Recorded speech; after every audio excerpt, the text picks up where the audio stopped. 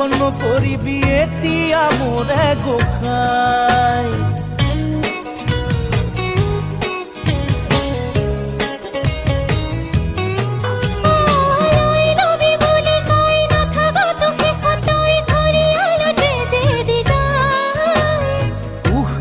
বিপদ পাই নুবুঝ তই একদম ভাই কলো তোর খপত দেখাই তলে তলে যে কাম